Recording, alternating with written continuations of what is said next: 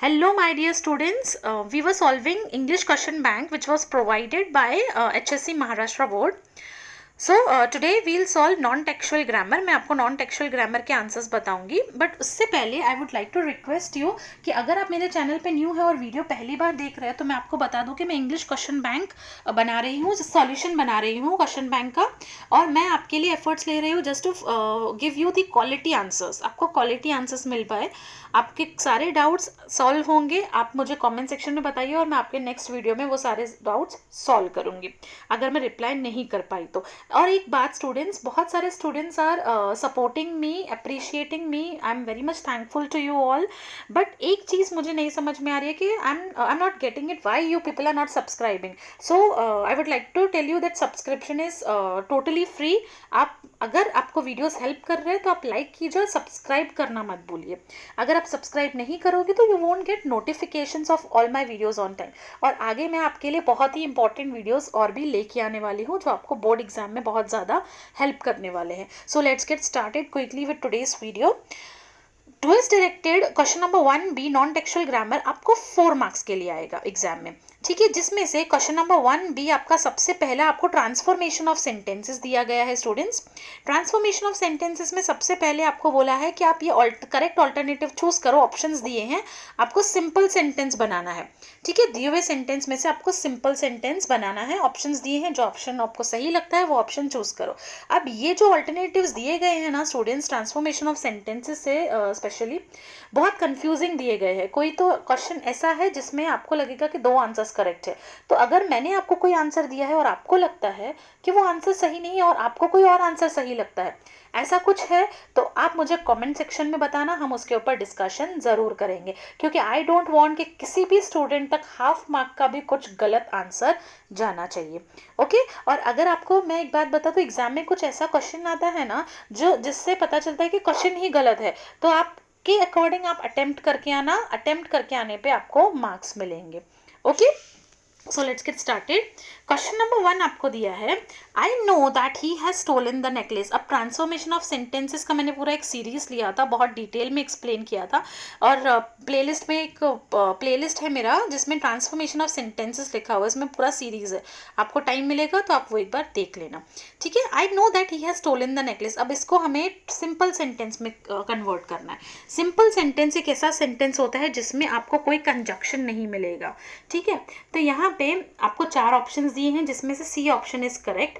क्या लिखा है, I know him to be a thief of necklace. बहुत सारे स्टूडेंट्स को या बहुत सारे जगह पे मैंने डिस्कशन किया तो बहुत सारे लोगों का ये भी कहना था कि ए आंसर करेक्ट है, but according to me C answer is correct. I know him to be a thief of necklace, जहाँ पे कोई भी ये आपको कंजक्शन नहीं दिया गया है, ठीक है. और मीनिंग सेम होना चाहिए, कंजक्शन नहीं होना चाहिए, ठीक है. दैट हटा दिया है, ओके और एक सिंपल सेंटेंस बना दिया है. सेकेंड क्वेश्चन आपको दिया है, the sword that is made of. एक पूरा सेंटेंस होना चाहिए जो कंप्लीट मीनिंग दे, मेन क्लॉज होना चाहिए. सिंपल सेंटेंस में एक ही मेन क्लॉज होता है. The sword that is made of pure steel is brought from India, ठीक है. तो यहाँ पे भी हमको हटाना है that is made up of, तो यहाँ पे आएगा the pure steel sword is brought from India. A option is correct, ठीक है. Next, they took shelter under a building because they were tired by walking. तो इसका करेक्ट आंसर है tired. C option C, tired by walking they took shelter under building. अब देखो पहला जो answer है उसमें एज दिया है, दूसरे आंसर में आपको गलत है, ठीक है. आंसर क्वेश्चन ही जो दिया है मीनिंगफुल ही नहीं है. थर्ड आंसर इज करेक्ट, ठीक है, क्योंकि फोर्थ में भी कंजक्शन दिया, तो थर्ड आंसर करेक्ट है. नेक्स्ट आएंगे, not only did his teachers give him enough practice but his parents too. यहाँ पे not only but also, but को हटा देना है हमें और मीनिंग सेम होना चाहिए. तो his parents with his teachers give him enough practice. His teachers and parents gave him enough practice. ये दोनों आंसर ही करेक्ट दिख रहे हैं. ऐसा कहीं पे है तो आपको एक चूज करके आना है and you will get full marks, okay.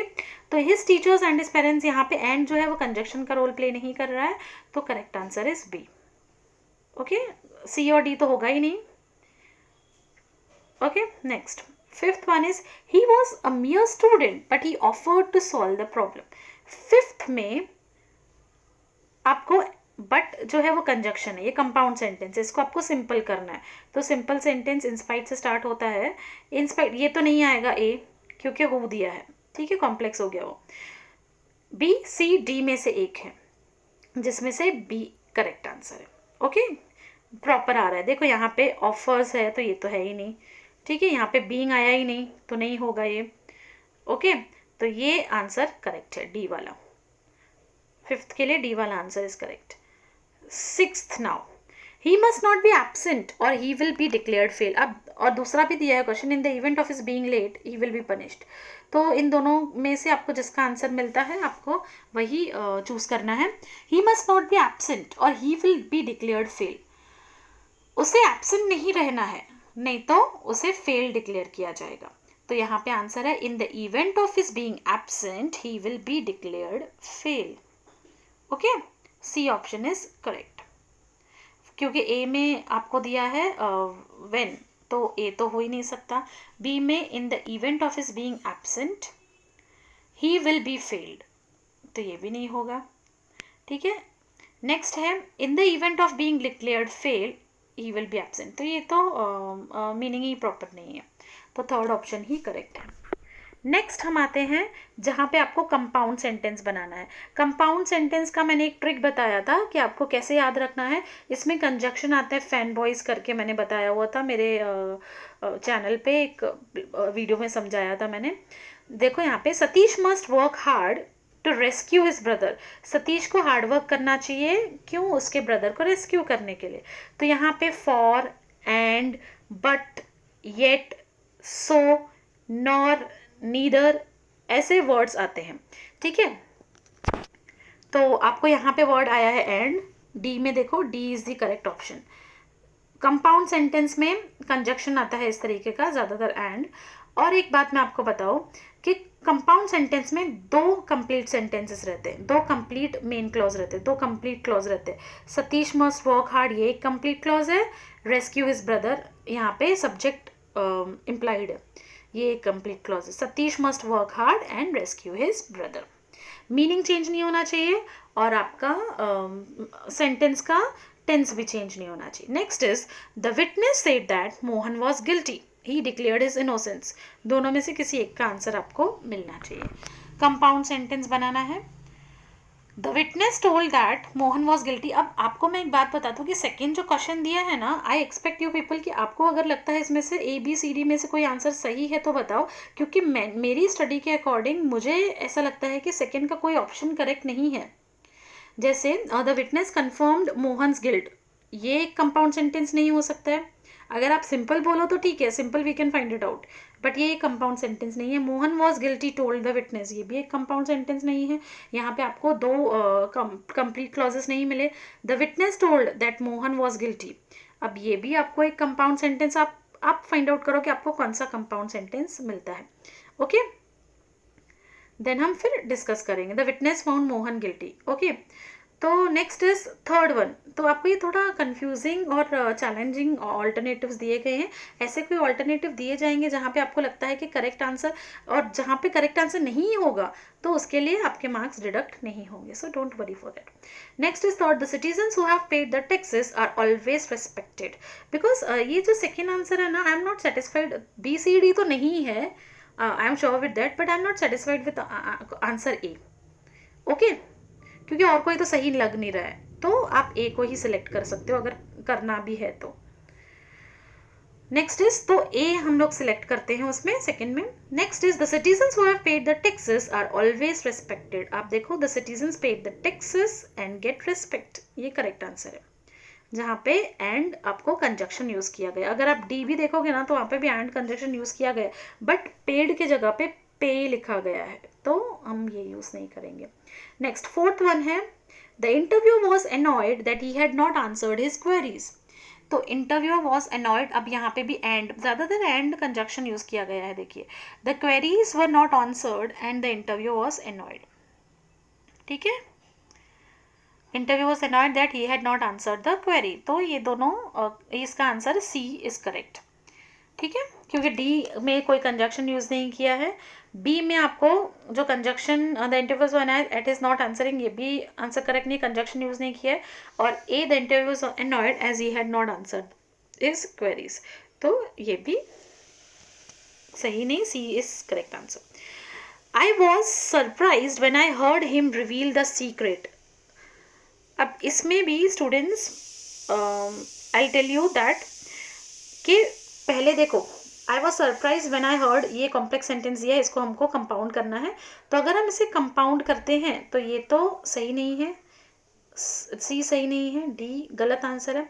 अब ए एंड बी अगेन आपको कंफ्यूजिंग और चैलेंजिंग दिया गया है, जिसमें दोनों आंसर्स पूरे कंप्लीटली करेक्ट नहीं लगते। तो I was surprise to hear him reveal the secret, I was surprise for his revealing of the secret. Okay, तो इस पे मैंने बी सिलेक्ट किया क्योंकि conjunction is properly used over here, but sentence framing थोड़ा सा अलग है, यहाँ पे थोड़ा अलग होना चाहिए। बट जैसे आपको क्वेश्चंस ऑप्शंस दिए गए उनमें से बी इज करेक्ट। ओके, आप you can rely on this. Choose correct alternative to transform the sentence into a complex one. आपको कॉम्प्लेक्स सेंटेंस चूज करना है। Search his room you will find the clue. If you search this room, ये गलत है, tense ही change हो गया। If you search his room you found the clue, यहाँ पे भी टेंस चेंज हो गया, विल आना चाहिए। If you search his room you will find the clue, तो this is the correct answer. यहाँ पे कॉम्प्लेक्स भी किया है और क्या किया है, यहाँ पे कॉम्प्लेक्स करने के साथ टेंस भी चेंज नहीं किया, मीनिंग भी चेंज नहीं किया। The luggage was not misplaced but it was kept deliberately. The luggage was not misplaced but kept deliberately, ये complex नहीं compound sentence है। Second one is the complex sentence. The luggage was not misplaced although it was kept deliberately. ठीक है, एक complete complex में हम क्या करते हैं, एक main clause रहता है और दूसरा एटलीस्ट एक डिपेंडेंट क्लॉज रहता है, ठीक है, इनकम्प्लीट क्लॉज रहता है। Next is choose alternative to frame WH question to get underline word as answer. ये बहुत ही ईजी तुमको दिया गया है। Some thugs tried to snatch her gold chain. अब यहाँ पे कुछ थग्स ने, कुछ चोरों ने उसकी गोल्ड चेन चोरी करने की कोशिश की। आपको ऐसा क्वेश्चन फ्रेम करना है जिसका आंसर होना चाहिए हर गोल्ड चेन। तो क्या चोरी करने की, तो क्या को हम इंग्लिश में क्या बोलेंगे, व्हाट। तो आंसर हमारा चालू होगा व्हाट से। व्हाट पास्ट टेंस में हो जाएगा, सेकेंड हेल्पिंग वर्ब आना चाहिए, तो डिड यूज किया है तो सेकेंड हेल्पिंग वर्ब आना ही चाहिए। तो देखो डिड किस किस में यूज किया है, एक डी में यूज किया है, क्यों D is the correct answer वो बता रहे हो, एक डी में यूज किया है और एक ए में सॉरी बी में यूज किया है, डी और बी में। बट डी वाला जो है वो सही नहीं है क्योंकि यहाँ पे जो ये वर्ब दिया है वो प्रॉपर नहीं है, ठीक है। डिड के साथ ट्राइड नहीं लिख सकते हम, फर्स्ट फॉर्म लिखना है, ट्राई लिखेंगे। Why did some thugs try, what did some thugs try to snatch, ठीक है। Animal sorry Arunima was retrained as a mountaineer, तो what was Arunima retrained as. Answer में जो अंडरलाइन है वही मिस होना चाहिए, ठीक है, जो अंडरलाइन है वही मिस होना चाहिए, आपको ये बात ध्यान में रखनी है, जो अंडरलाइन है वही मिस होना चाहिए। ओके, तो एज भी आ रहा है क्वेश्चन में, एज को अंडरलाइन नहीं है तो आंसर में हम एज लिखेंगे। First one is the correct answer. Third is an exceptional battle had begun inside the train on the move. तो एक्सेप्शनल बैटल कहाँ शुरू हुई, कहाँ के लिए हम वर्ड यूज करते हैं, वेयर। नेक्स्ट आएगा हेल्पिंग वर्ब, वेयर के बाद हेल्पिंग वर्ब आना चाहिए, तो हेल्पिंग वर्ब हैड, ठीक है। An exceptional battle begin on the move. Okay, next is with the help of, yes past tense है ना, पास्ट परफेक्ट, बिगन यूज किया है ना तो पास्ट परफेक्ट यूज करना है, V3 यूज किया है। With the help of the technology I started responding the treatment. अब इसका आंसर क्या है, with the help of technology, किसके साथ I started responding the treatment, क्यों मैंने कैसे मैंने ट्रीटमेंट को रेस्पॉन्ड करना स्टार्ट किया। हाउ डिड, सेकेंड डिड होना चाहिए, मतलब हेल्पिंग वर्ब होना चाहिए, स्टार्टेड है इसीलिए। How did I start responding the treatment, fourth one is correct answer. Ishita invites my family members on my birthday for celebration. तो इशिता ने मेरे फैमिली मेम्बर्स को सेलिब्रेशन के लिए कब बुलाया, ठीक है, मेरे बर्थडे पे बुलाया। व्हेन डज इशिता सेकंड, मैंने आपको बोला पहले आपको WH क्वेश्चन के बाद हेल्पिंग वर्ब होना चाहिए, तो ये दो चीज़ें हैं जहाँ पे हेल्पिंग वर्ब है, ये दो ऑप्शंस है। पहला वाला गलत ऑप्शन है क्योंकि डू यूज़ किया है। डू कब हम यूज़ करते हैं, जब आई यूज़ करना होता है या तो प्लूरल फॉर्म होता है। यहाँ पे सिंगुलर है, इशिता एक ही इंसान के बारे में बात कर रहे हैं तो डज यूज़ होगा। ठीक है, when does Ishita invite my family members for celebration. Next, choose correct alternative to make the given sentence exclamatory. आपको सेंटेंस एक्सक्लेमेटरी बनाना है। You performed very energetically in front of visitors. तो एक्सक्लेमेटरी सेंटेंस या how से start होता है या तो व्हाट से स्टार्ट होता है। अगर वेरी आता है तो हाउ से स्टार्ट होता है, वेरी के साथ आर्टिकल आता है अ वेरी तो व्हाट से स्टार्ट होता है। ये भी मैंने एक्सप्लेन किया हुआ है ट्रांसफॉर्मेशन ऑफ सेंटेंसेस के प्लेलिस्ट में। तो you perform very energetically in front of the visitors, तो पहला है how energetically in front of visitors you perform. ठीक है, how energetical in the front of visitors you performs. Performs दोनों गलत है, परफॉर्म्ड दिया है यहाँ पे तो आपको एंड में परफॉर्म्ड ही लिखना है।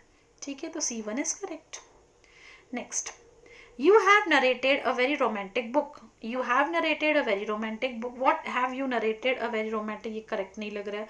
What book, ये भी correct नहीं लग रहा है। What a romantic book you have narrated. This is the correct answer. Next, choose correct alternative to make the given sentence negative. आपको दिया हुआ sentence negative बनाना है। Sunita is the most loyal employee of our firm. तो no other employee of our firm is as loyal as Sunita. इस superlative को हमने positive में, मतलब नेगेटिव, अफर्मेटिव नहीं, पॉजिटिव सेंटेंस मतलब नेगेटिव में कन्वर्ट किया। Sunita is not the most loyal disloyal employee of firm, गलत है। Sunita is the most not disloyal employee of our firm. No other employee of firm is the most loyal as Sunita. तो यहाँ पे सबसे correct answer है no other employee of firm is as loyal as Sunita. हम लोग positive degree में भी ऐसा ही लिखते हैं, पॉजिटिव डिग्री का negative sentence. As soon as he entered the room he notice the unusual presence. तो एज सुन एज की जगह पे नो सूनर आता है तो C या D वाला करेक्ट होना चाहिए। C वाला क्यों इनकरेक्ट है, क्योंकि यहाँ पे डिड के साथ ED यूज किया गया है। डिड के साथ हम पास्ट टेंस नहीं यूज कर सकते, सिंपल प्रेजेंट ही यूज करना है, first form of verb he use करना है, तो D is the correct answer. Next आपको दिया है spot the error and rewrite the correct sentences. आपको ये बहुत ही इजी जाने वाला है question, spot the error and rewrite the correct sentences. ठीक है, 15 सेंटेंसेस दिए हैं, हम क्विकली देख लेते हैं। The number of people do not matter, क्यों इनकरेक्ट है ध्यान से देखो, इसी तरीके के आपको एग्जाम में क्वेश्चन आएंगे। क्वेश्चन चेंज आ सकता है बट मिस्टेक यही होगा, तो ध्यान से सुनना। आप पॉज मत करना, सॉरी आप स्क्रीनशॉट लेके छोड़ मत देना और आगे फॉरवर्ड मत करना, ध्यान से सुनिए। The number of people do not matter, यहाँ पे मिस्टेक क्या है, डू के जगह पे डज आएगा। पीपल के साथ you can not write do, you have to write does. Okay, I am liking see movies at the theatre, कितना अजीब सा लग रहा है, तो आई एम लाइकिंग नहीं होता, आई लाइक टू सी होता है। ठीक है, तो यहाँ पे आई लाइक टू सी आएगा। Third is I never forgets the responsibility, यहाँ पे फॉरगेट्स नहीं फॉरगेट आएगा। ओके, ही हैज़, अगर किसी पर्सन का नाम होता ना तो आप फॉरगेट्स लिख सकते थे आई की जगह पे। ठीक है, तो नेक्स्ट देखते हैं। He has forgotten ask me, sorry he has often ask me, ask नहीं आएगा, आस्क्ड आएगा। क्यों आस्क्ड आएगा, क्योंकि यहाँ पे प्रेजेंट परफेक्ट टेंस यूज किया, तो परफेक्ट टेंस के साथ हम जो वर्ब लिखते हैं वो थर्ड फॉर्म ऑफ वर्ब लिखते हैं। ठीक है, okay. No sooner did I challenged, जब भी डिड यूज करेंगे ना स्टूडेंट्स ईडी नहीं आएगा। इस तरीके इंपॉर्टेंट है, इस तरीके का हमसे पूछा ही जाता है एग्जाम में क्वेश्चन, और ये बहुत ईजी है। ज़्यादा चांसेस है ऐसे क्वेश्चंस पूछने का। डिड के साथ ईडी लगा के देंगे और आपको बोलेंगे कि आप इसको मिस्टेक फाइंड आउट करो, एरर फाइंड आउट करो, तो डिड के साथ आपको ईडी नहीं लगाना है, डी हटा देना है। We are more strongest community in the world. अब EST के साथ मोर कभी नहीं आता है, क्या आता है, most. We are the most strongest community in the world. Okay wait, strongest दिया है, EST दिया है, तो EST के साथ you are not suppose to write most. Okay, तो यहाँ पे स्टूडेंट्स मोस्ट भी नहीं आएगा, we are the strongest community in the world. EST दिया है, EST के साथ we can not write most और मोर, कुछ नहीं लिखेंगे, सिर्फ strongest, the strongest, we are the strongest community in the world. Okay, यहाँ पे मिस्टेकनली आपको मोस्ट दिया गया, मोस्ट नहीं आएगा। आई entered the room for search the documents, कितना अजीब सा लग रहा है, देखो मैं ही अटक गई बीच में बोलते क्योंकि मुझे सेंटेंस फ्रेमिंग ही प्रॉपर नहीं लगा। तो मिस्टेक क्या है, फॉर सर्चिंग द डॉक्यूमेंट्स, या तो ऐसा लिखो I entered the room for searching the documents, या I entered the room to search the documents. ठीक है, फॉर के जगह पे या तो टू आएगा, ठीक है, अगर आपको सर्च द डॉक्यूमेंट्स लिखना है तो दो आंसर्स है इसके, I entered the room for searching the documents या I entered the room to search the documents. Okay, next 8th one is we can plant the trees in order saving the earth. We can plant the trees in order to save the earth. Okay, to save the earth. 9th one is I usually ask my employees to be punctual in their task. I usually ask my employees to be punctual in their task. इसमें आपको mistake पता चला, S के पीछे S दिया है जो मैंने आंसर में नहीं डाला है, आई के साथ एस नहीं आएगा, ये पहले भी मिस्टेक दिया हुआ था। The training came to an end before you left the city. The training come to an end before you left the city. If you challenge me, I had accepted. If you challenge me, I will accept it. Okay? अगर तुम मुझे challenge करोगे तो मैंने accept किया था, ऐसा नहीं आएगा। अगर तुम मुझे चैलेंज करोगे तो मैं एक्सेप्ट करूँगी या करूँगा। The manager was looking into the missing file. The manager was looking into the, तो फाइल मिस हो गई तो मैनेजर देखेगा कैसे? इसका मीनिंग क्वेश्चन का अलग निकल रहा है, इसलिए हम आंसर में क्या लिखेंगे, manager was looking for the missing file. Next is she is more taller than all her brothers in the family. तो मोर और टॉलर दोनों नहीं आ सकता, ठीक है। अगर यहाँ पे इरेगुलर एडजेक्टिव होता जैसे ब्यूटीफुल तो मोर ब्यूटीफुल लिख सकते थे, बट मोर टॉलर नहीं लिख सकते, तो टॉलर हटा देंगे, she is taller than all her brothers. He said he did not want to go बाजार yesterday। अब देखो did के साथ वापस ed यूज किया है, ओके, तो did के साथ हम ed हटा देंगे, want आ जाएगा। Mango is the bestest among all the fruits। bestest is not proper modern English, ये आके इंग्लिश ओल्ड इंग्लिश में bestest यूज किया जाता था, पर आज हम लोग bestest नहीं बेस्ट यूज करते हैं, तो पूरा सेम है, सिर्फ मिस्टेक है est का, सुपरलेटिव को और est लगाया गया है, ठीक है। तो ये हमने सॉल्व किया नॉन टेक्सुअल ग्रामर। अब हम पोएम पैसेज कंप्लीट करेंगे और इसके बाद मैं राइटिंग स्किल स्टार्ट करने वाली हूँ। ओके, मैंने पहले जितने भी वीडियोस किए हैं, क्वेश्चन बैंक जितना भी सॉल्व किया है, मैंने सब लिंक्स डिस्क्रिप्शन बॉक्स में दिए हैं। अगर आप पहली बार वीडियो देख रहे हो तब प्लीज़ वो लिंक फॉलो कीजिए, आपको बहुत ज़्यादा हेल्प होगी। Okay, thank you so much for watching.